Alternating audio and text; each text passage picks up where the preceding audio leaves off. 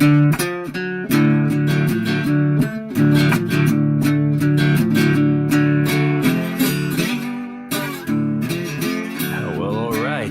much for tuning in. I am Danny De La Cruz. This is the Common Rule podcast, where we talk about, trying to improve our creative process from all sorts of walks of life. Oh, man, I got to tell you right now, I just finished eating some albondiga soup. That's like, it's a Mexican meatball soup. And, oh, my God, I made it in my Instapot. First time out, slayed. My God, it's so delicious. I am going to. I need to dedicate an episode to the to the Instapot. Man, ever since I got into that, dude, it has opened up the culinary artist in me. Is just another way to create, another way to express myself. And I tell you what, it is something else, man. It is something else. Before we get into it, the support as of late has come from Phoenix Film Revival out here in the Arts District in Phoenix. It's run by Daniel, and I keep threatening you with a conversation we'll have, but it's coming. Again, a bunch of, I'm just, getting the ball rolling here. I'm warming up, still trying to talk into a microphone in an empty room with nobody listening, which is cool. It's still something I have to get used to, but we will, I promise, there will be other people that I talk to on this thing, and that'll help us all give us ideas for our creative process. But Daniel, he runs the Phoenix Film Revival. That's their Instagram is at PHX Film Revival.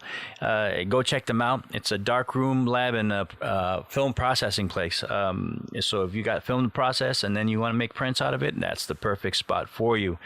I keep forgetting to mention that music provided on the intros and outros of these things is by this cat named Juan Minuto at Juan Minuto Music. Check that guy. That guy's up and coming in Phoenix. Wink, wink. So soon he'll be playing out. But while we were on food, you know what? The thing is that, man, I love cheeseburgers. Some of you know, man, I just... And some of you are like, dude, what's not to love about cheeseburgers? Everybody loves cheeseburgers. Now, man, I am a cheeseburger lover. And the problem is that, like, the In-N-Out is just like right down the street from me. I can smell it from my house. That's how close I am. And I eat there too much, man. I'm just trying to way too much. And I do think about it a lot. So I thought about it so much that I came up with, I'm gonna throw some concepts on you. I came up with 2 art lessons you can learn from cheeseburgers. Are you ready for this? Now, art lesson number 1, just because McD sells lots and lots of burgers, it doesn't mean it's the best burger in town. All right, you got that? Number 2. Just because the burger costs $20 at your fancy steakhouse, it doesn't mean it's good. Learn good quality cheeseburgers. Learn good quality art.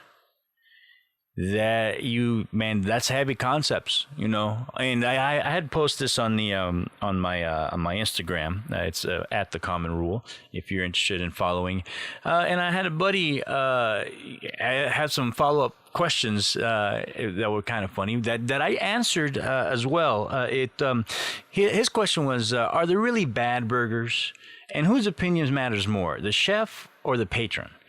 And taste and tastely, and lastly, is the burger, is it still a burger if it's not made from beef? All right. And here's what I replied. Number 1, there are definitely bad burgers, no question about that. I would argue that if one has not come across a bad burger, one has not experienced enough burgers. All right? 2, opinions of the quality and tastiness of the burger made by experts in the field of burger greatness should be valued more than those less educated. You do it. It may be that neither the chef or the patron have an opinion that matters, for the chef may be lacking true burger making skills, and the patron may lack the knowledge to discern great burgers from those meant for mass consumption. Educated experts need only be heard. And 3, those with true burger making passion should not be limited solely to animal products, for there are, I'm sure, epic burgers made from things. Now that's, I'm trying to be funny, of course, but I am also trying to get across a real point that opinions from the uninformed and uneducated people, fuck them. They don't.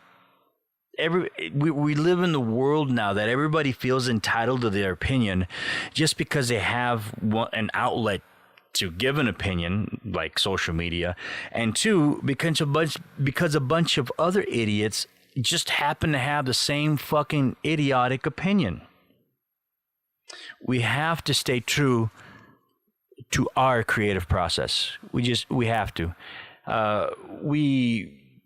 We can accept criticism from those that we know that are established and educated and respected in whatever field that you're in or overall. Your buddies can give you advice, but it still doesn't mean shit. Your mom could give you advice about your cute little hobby. It don't mean a goddamn thing. You know what I'm saying? And at one point, I would also offer, don't engage in arguments with these people. Don't try to convince them of something that they just have no grasp on. One of my favorite bluesmen, Sidell Davis, is one of his quotes, and I paraphrase, is there ain't no sense in trying to explain something to someone that they ain't never going to understand. You know what? And that is just so true, man. It just saves you stress, and you keep chugging along, keep doing what you got to do. The opinions of the uneducated are just, the cliche saying, what it is, everybody has them, and again, it could be that you don't even want an opinion from someone. Maybe you just like working what you're doing, and if you want to get better, get better. If not, if you just continue to like what you do and how you do it, fuck it. Do what you want and stay the course. Don't. There's no need to stress out over, hey, you know what? Maybe you should do this. Maybe you should do that. Well, yeah, you know what? Maybe you should shut the fuck up. Do your own thing. I'm just sick and tired of the opinions, man. Those are the things we need to shed, and we need to let it roll off our backs. And those are the things that keep us from being honest and creative with our work. So if you come across these people, man, fuck them. Go eat a cheeseburger, put a smile on your face, and keep working. All right. Thank you so much for listening, and I will catch you on the next one. Enjoy your youth.